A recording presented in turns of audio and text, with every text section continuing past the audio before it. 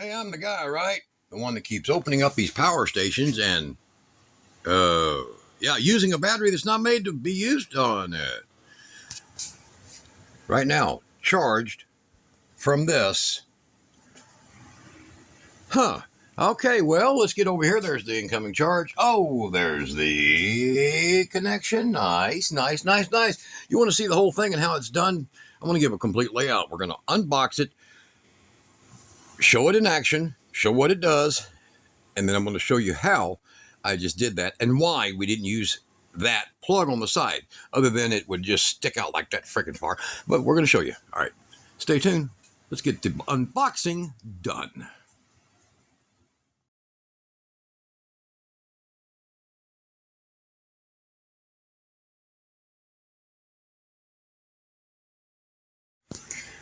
Hey guys, got us another power station. It's a Pecron. Huh. I wonder if we can hack a Pecron.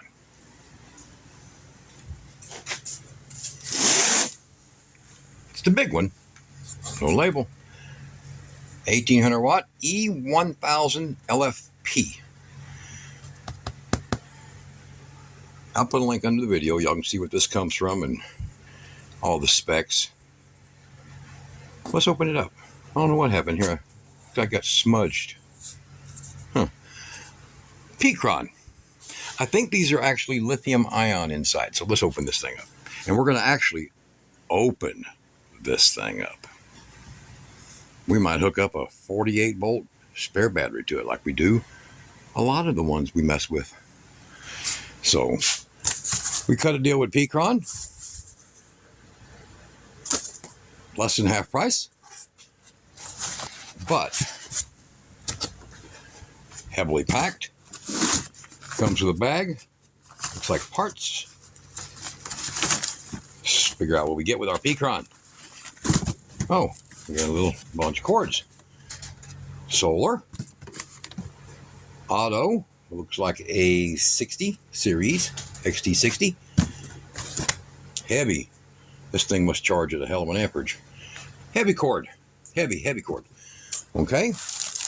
And some Pecron data. All right. Pecron E1000LPF.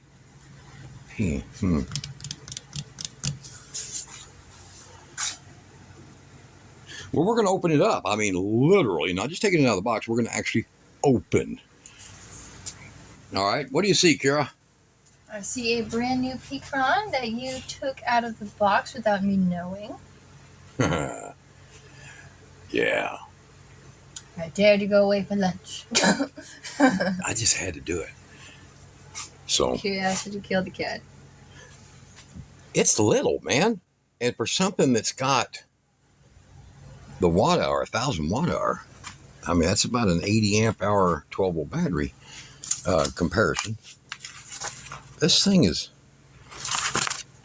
kind of cool, but here's the best part. It has got a 20 amp outlet right there. This is what I like to see, because a 20 amp outlet, see that? That's an outlet for 20 amps. Mm-hmm. That will run your diesel heaters. Yeah. For like your, you know, that overhead camper you got? Mm-hmm. That'll run your diesel heaters for that. I love that. Hold on just a second. Oh, I added another one of those over here to my main power system. So, all right. That's my backup light. This is cool. It's so freaking little to have that much power. Here, Kira, pick that thing up. Okay. I think it's about 25 pounds. What do you think? Just about.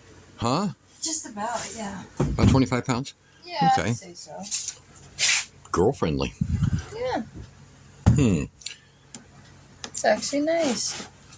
Wow. That's the first time I pushed a button, too. I've never pushed a button. I have a Pecron that I've been She has a little Pecron. It's a 660? Yeah. Something like that. It's 1,000 watt peak. And it don't have a big battery. It's like 400. No, 400 I use it for my computer. She uses it for her computer. So it's her UPS system. Yeah. All right. So this is cool. 11 to 60 volt and it allows you to switch from 8 amp, which would be like your cigarette lighter, and 20 amp, which would be like your cigarette lighter on steroids. However, what that allows you to do, a lot of them won't limit, but that's a limit. It will allow you to put 200 watts of charge from one of these. This would be about, what, 240 watts at 10 amps. And if it goes 15 max, it'd be 360 watts with one of these little $20 items to charge it from your car. Fast, super fast, blazing fast. I like it. And we'll try it too. All right. They have a real cool DC to DC charger, but that's about $20. And it has, right there, selectable. See? So when you get past 14 volts, you're still in that 11 to 60. You can go up to 20 amps. And that little 15 amp thing, we're going to show that. We're going to do that part in the video. So, hey, you better subscribe. You better stay tuned. I put a link to this under the video. If I ain't already mentioned that, I like to mention that because people can say, that's not what it says. Well, you can go click. Oh, there. Yeah, that's the same data. Okay. Prove me wrong. Prove it right. Whatever you want to do. Has a spare battery port. Has a input with a breaker and a ground screw. Lots of outlets. Lots of outlets. Guys, I don't think you're ever going to use more than 2. It's 1,800 watts. Yeah, usually they have 4 of this. But this would run a refrigerator for a solid 24 hours with no question. Yeah, they're always good to have around if the power goes and out. A little, yeah. Little screen protector. All right, so we have turn on the AC power. It's got 46.2 hours at no watts. I like how simple the screen display is. It is stupid simple, ain't it? So, yeah. 121 volt, 60 hertz. You push the button each time, like her other one. Mm-hmm. I'm just doing what I do to her other one, so it's the same features, apparently. Yeah. Yeah, so, it's just a bigger version with another outlet. 120 volt, 121 volt. That's good. You want that voltage up. Okay. And then the DC. 53 volts battery bank. Pretty nice. That DC gives you your battery bank. But let's see, you hold it in and it turns on your DC outlets, which are over here. Got it? And these outlets over here. So this is 18 watt. This one is that's a phone killer. I hate that. Actually, I like the 60 watt, the old 60 watt sub-Cs. I like those better because they didn't burn phones up. The new ones, man, I don't know. If you leave your phone on. Yeah, don't do that. Don't leave it on for a long time. You probably shouldn't leave your phone on. Her other Pecron, though, has charging in the top, don't it? Yes. Let's see. I don't know. Let's see. No, wait, my other Pecron. Are we still talking? Yeah. It's not charging. Okay. All right. Okay. So it doesn't have the built-in charger. Her other Pecron has that, right? You can set the phone on top of it. I can, but I won't. Mine works. I won't do mine. Yours is Motorola. It should work. I won't do that. All right. That's not good for you. So we're going to do a power test on it. Let's get her charged all the way up, guys. So it's 53 volt battery, which is a great thing because, here, hold this, Kara. Mm-hmm. Let's check and see if it's a hot port. I'm going to move this over here. This probably be negative to the back. It's common. Positive to the front.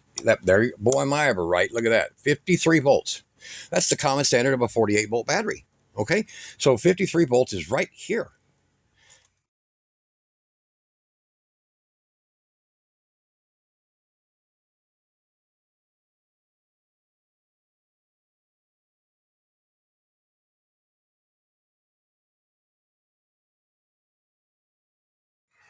But Pecron does make actually a affordable expansion battery. So look below that on that link, you'll see they usually have a battery that shows up that matches this one. All right. Everything else is simple. Double fans on this end. Pretty clean, actually. This is actually pretty clean. Nice build. Yeah, really nice build. So it has screw covers. You see out here? Yeah. Access points for the screws right here.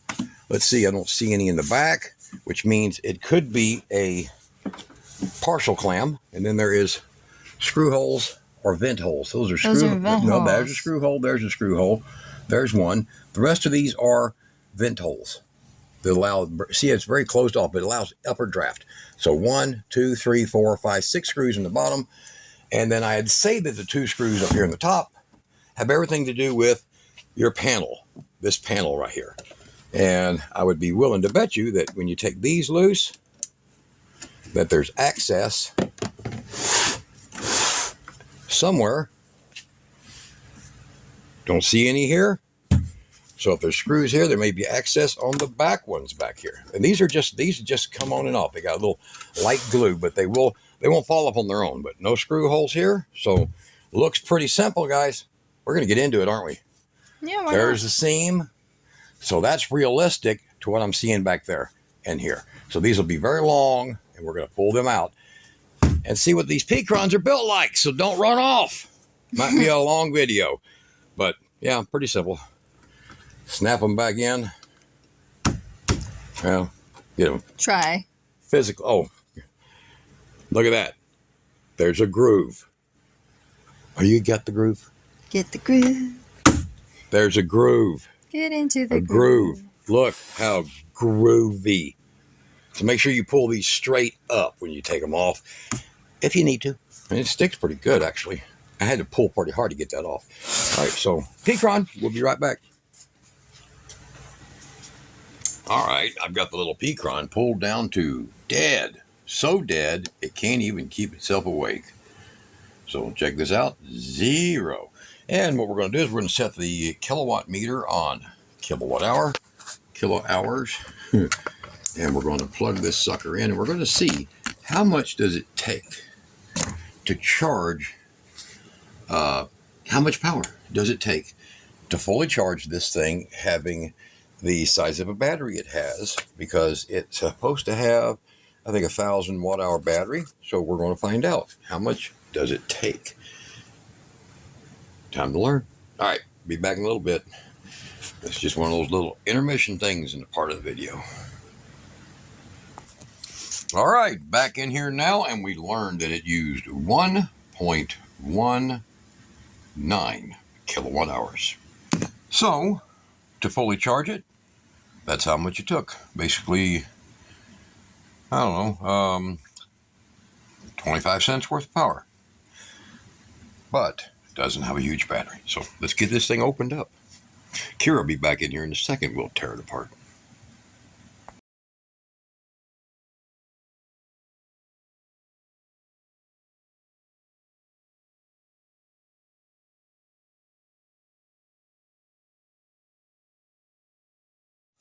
Hey guys, a little bit of time has passed, as you can just read from that message.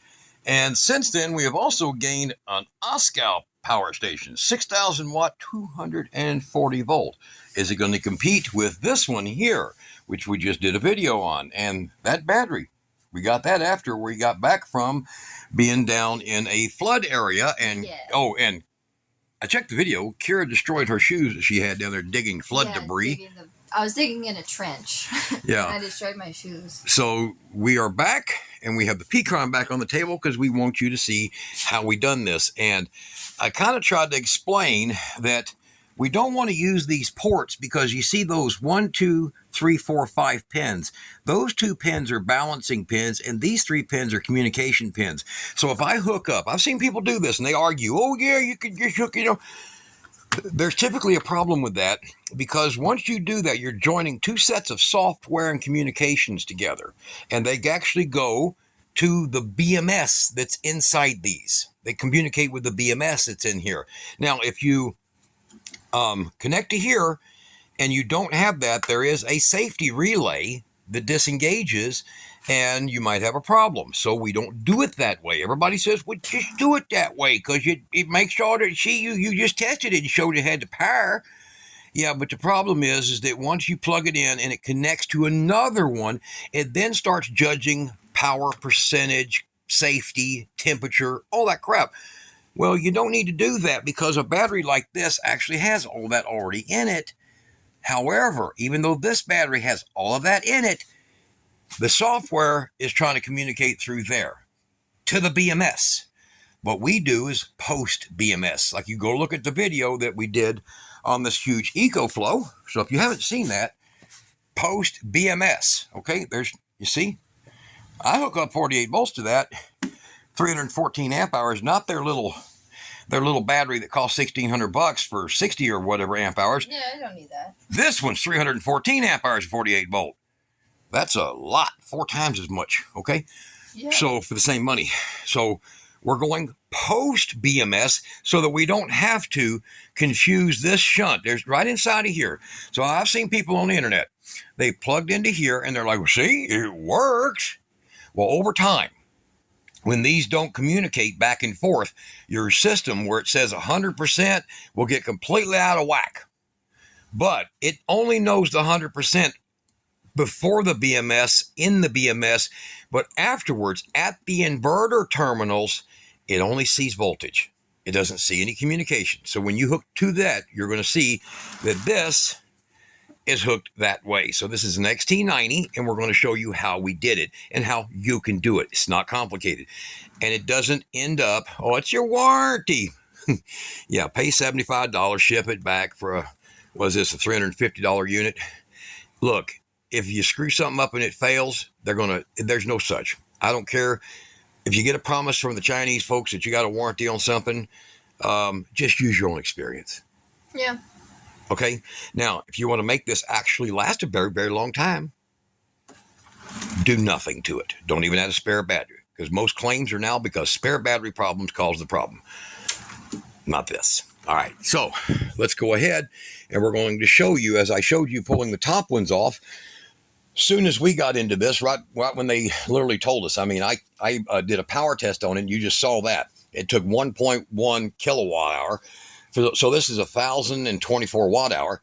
It's about roughly, 97% charging efficiency on the 120 volt charger. Solar, when you switch it to 20, is about 97%. But when you're running it down here to 8 amp for your car, it's roughly about 75% efficiency. So always try to use this and that switch. Even if you're using it on your car, use that switch. Okay, there you go. And you'll actually pull a little more power, but it will. I would recommend a hard wire to do that. A hard wire and, what do you say, 8 gauge? Yes. 8 gauge, or at least silicone wire 10 gauge. All right, so let's get over here. I just did a video on this little thing here, and this is freaking cool. Look on the channel. You'll see that. Don't forget, subscribe, hit the notification, and if you got a hype button, get us the hell up to 100,000 subs so that YouTube don't think we're some brand new AI video brand. All right, yep. You notice that we put in there that we're not AI? We have to do that now. Yeah, we reject the AI. All right, so the feet here come off, and look, these stayed on the whole time down there. We were in Fredericksburg, Texas for a while. We were in, where's that other one? Llano? We were in there for a while. A lot of flood problems. Okay, so the feet never fell off. This rode around between the truck seats and it never fell off. So you take these, you got screws here, and you have a few of them here and here.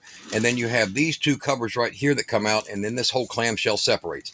So I'm going to do that right quick in front of your face. You're going to get to see this real deep. So you want one of these nice deep sets.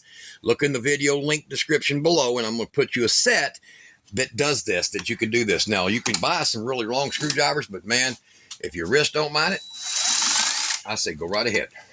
Me, I like power, okay? Now, power. Now, these little holes here are all vents. They're all vents, so don't even worry about them. They actually help cool the unit down. I remember the first time we flipped it upside down. Yeah. Oh, that was so confusing. It kind of was, wasn't it? Yeah. Oh, wait a minute. Yeah. There we go. Make sure I'm in the right ones here. All right. Now, we're going to flip this over like this, let all the screws fall out, because that's the best way of handling anything that's screwy like this, okay? And the ones that didn't fall out, we'll worry about later, all right? Now, in other words, they'll fall out as soon as I pull the top off. Yeah, they'll fall out someday. Someday they're going to fall out and hit the floor. All right, now, over here, they have these little rubber inserts, and I will pick them out. Let's see here. One of my little tools I just used in the other video to show you how to get stuff loose. All right, there you go. Yeah, we like to keep them in and keep bugs out. All right, there we go. Those little caps are off of it. Okay, now I got that out of there, and I'm going to grab my magnetic retractor here, and I'll pull those screws out. Now, you'll notice these screws will be different than those screws. You see the length? It's only about 2.5 millimeters, 3 millimeters difference. Make sure you keep them separate so that you don't try to put the shorter or the longer one in here, okay? We're going to take the rest of them out of this bottom half here. And I'm just going to take these feet and we'll just get rid of them. Okay, right there. Yeah. And now we're going to go ahead and get the last two out of the case. All right, now we got them drop out. I almost forgot those, didn't I? I was getting close. Wherever that one might be. It might be right up here. Try them all. Sometimes, because these have metal inserts in them, sometimes they'll have a screw that doesn't want to play fair. Maybe that one. And we'll get that out. It's hard to believe it. There we go. Yeah, you didn't do that I one. didn't do that one. This is what I get for being screwy, right? All right. There we go. I'm going to set her down. There's that. There it is. That's the one. Troublemaker. Troublemaker. Now you'll get to see how that's put together in there. Now, what I did is I took and I shaved the side of that XT90. You see that? And I mounted it right here. So I'm going to get a tape measure for them so I can show them exactly where it doesn't interfere with anything over here. So you look over here. See how it all lines out? You want to make sure this is a molding here that takes up amount of space. And then you have this over here that takes up a certain amount of space. Okay. And then you have this fan shroud that increases. This thing's going to be dusty and dirty inside because we've been using the hell out of it, actually. I've been using it a lot. So let me grab a tape measure and we're going to show you where this is landed at. So I'm going to go all the way up here to the top. You see that screw in the top? So you see that where that screw hole is right there? We're going to come down and we're going to show you that this is centered at 3 1/8 inches off of that right there. 3 1/8 inches to dead center. Okay. And then we're going to go over here and we're going to take it from the side right here. Well, you can see here. You can look down in there, see. So 3 1/8 inches from that screw head down, straight over, of course. And then you're going to see that I ground the edges a little bit of that mount.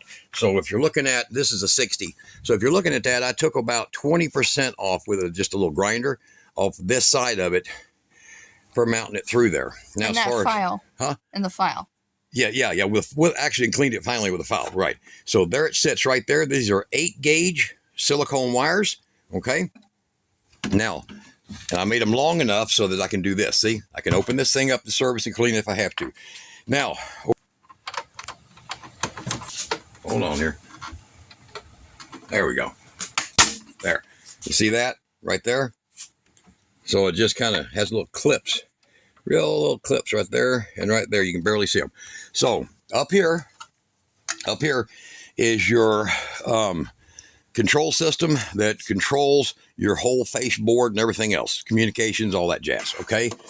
That is what that is up there. Now inside of here, you're going to get to see how we wired it together. Get in closer over here. Okay. Now, this bar right here, let me get something that is not... metal? Metal, yes. Hold on just a second. Here, this thing here without its magnets sticking out will work. Yeah, it has a coating on it. See that? Look at that. All right. Fancy. This is the bus bar. These are the bus bars from the battery. Do you understand? Right down here, look down here. Right down there is this is the BMS. So there's the bus bars coming up from there, from the BMS, that you have your negative and your positive that go to these right here, to your inverter. So that's your inverter feed right there. And where we've hooked up at is the inverter. This plug is for an alternate project of whatever other items this thing would do. And in this case, this plug would have went to, look right up in here, on the top. It would have fed this thing, which is the phone charger that your model might be coming with, but this is an older one. This one's a mid 2025. I think the newer ones may have the phone charger, but you see that? That's what this is for, and that's what that is for right here, right there. Okay, so it's only 9 volts, the output on it. All right, so what you got is you got 2 8-gauge wires, extra heavy shrink tube on them. You see that? And then it's worked over to here. And that is how it's installed. Now, we're going to go ahead and close it back up. and show you this thing. And you see, look how I routed it. You see how the wires are routed so that they'll actually fold down and go across here, right in here. And that's all on purpose. And now here's the best part. You see that cutout? That cutout, it did have a space here and then go over here. That's chewed out with a pair of 10 snips to fit around that. Does it hurt it? No, it's fine. It's plastic. It's fine. It ain't going to hurt nothing because none of this over here is hot. And there's your big heat sink first stage. First stage here, second stage here. So this is your low voltage jack up. And this is your high voltage going out to your coils to your power for your 120 volts. Okay. And what's this tiny little heat sink for? That tiny little heat sink. Okay, so you have a 20 amp output. A 20 amp output that's on the front of this unit. I just showed it at the beginning of the video. Yeah. Okay, that 20 amp output. This is the basically the transistor driven voltage regulator. Oh. So that you're able to get the 20 amps, and that's the little fan that goes on it. It'll never run until you're pulling from that 20 amp. So if you like that diesel heater you got, that's when it'll run. I see. So it's when it's getting pulled hard. Yes. Okay. So yeah, when a lot of power's coming through, that's when this is going to start trying to cool this. And it's just mounted on that board for convenience, and there wasn't enough room in here. Okay? Okay. All right. So like I said, this is all your communications crap. Your Bluetooth and all your other stuff is inside of here. This is also power regulator for running the board and all this other stuff. It wasn't enough room in here, so they put it up here. Okay. Now to put this back down, we're going to go with the back side. You see this clip? We're going to go with the back side and line that up in the fans over here. Let's see if I can get it. See that? I don't know if I'm getting it. Right there, kind of loads it here. Got to get the whole body of it over. Now, there we go. See that? Now you're going to kind of pull it forward until it snaps in, like so. See that? See the seam? See the seam here? There's a seam. All right, now I'm going to come forward with it. We're going to go ahead and get our wires pulled forward so they're not in the way. See this big bunch of wires right here is in the way?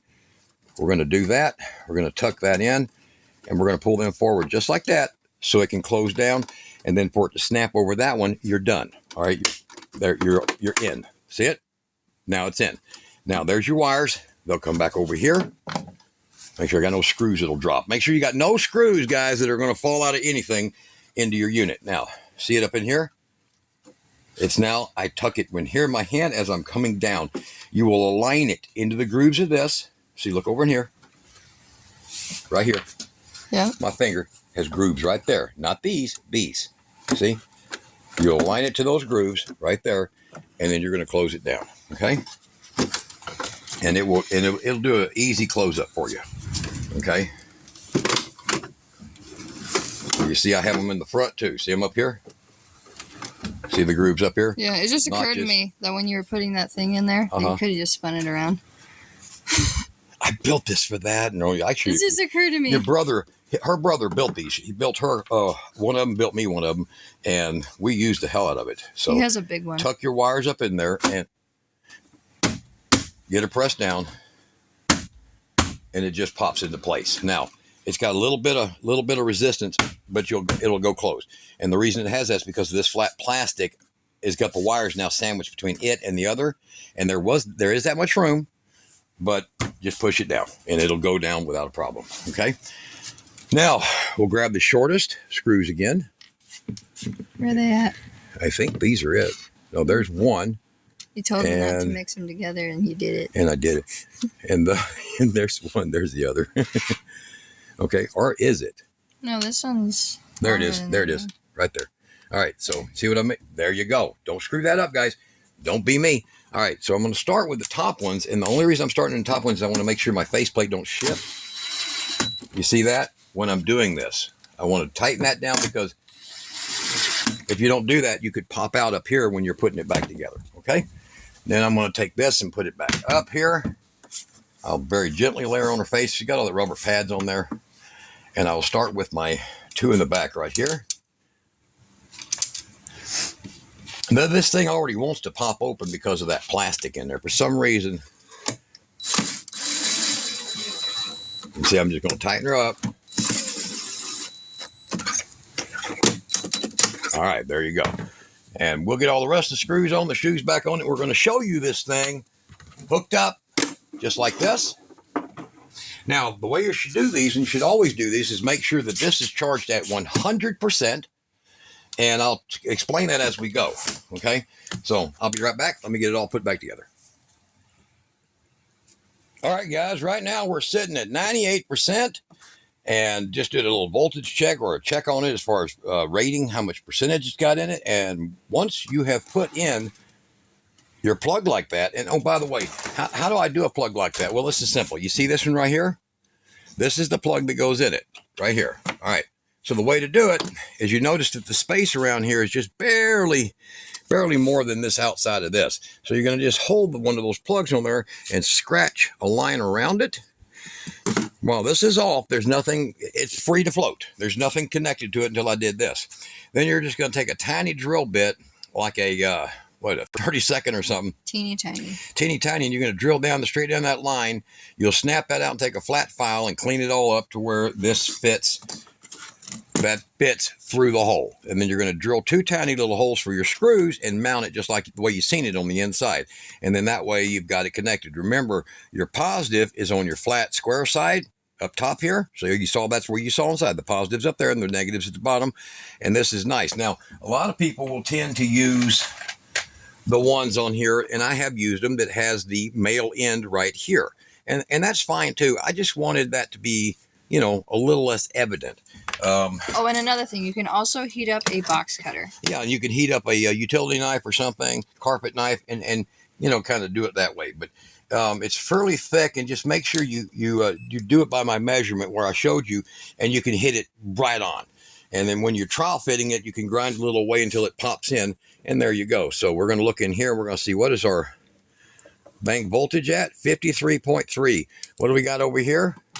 53.3. You want to make damn sure that your battery that you're going to hook it to is the same voltage, as close as possible. So, as you notice over here, we're at 98%. And I've got power coming from my main inverter bank over there. And I'm going to just connect it. And we're going to top it off. And as soon as we top it off, then that's when we'll hook both of them together, because that one's at 100%. And this one will be at 100%. I can basically, once it hits 99%, I can pull this off of here. It's no big deal. Okay. So it has a slow reaction to that. And then we're going to show you that when I charge this one, it will charge that one, because it's the supply the inverter is seeing. You saw that. It's not down in the battery. It's not on the BMS. It's not involving this. It requires communication. And go ahead, do it if you want to. I don't care. I just don't want you sending me some message later going, hey man, I tried to do what you did. No, you didn't. I don't do that. Okay. I connect to the inverter.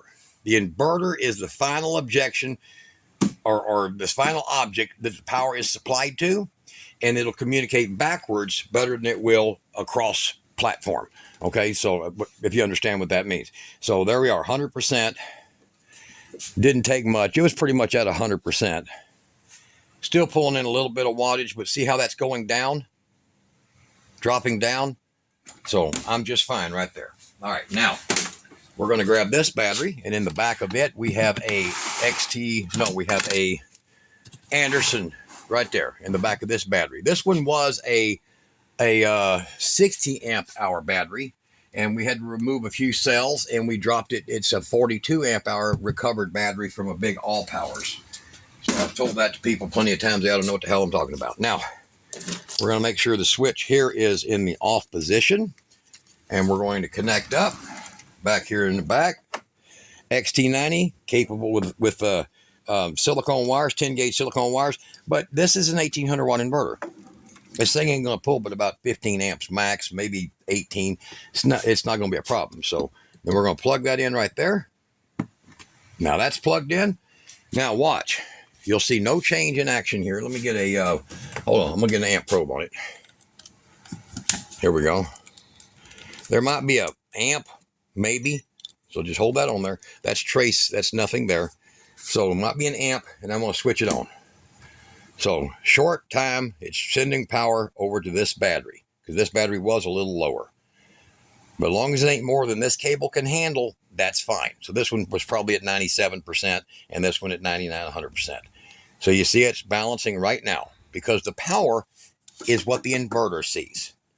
There's no fancy electronics that goes between those terminals and this battery. Nothing involved. Now we're going to go ahead and power this thing up here. I'm going to get the AC on. Oh, that's what it was. I high volted this battery, get it to 100%. All right. So there you go. Still balancing down. And then I'm going to get something big here. Where's your hair dryer? Here's hair dryer's 1500 watts. That's nearly the peak amount that this thing can handle.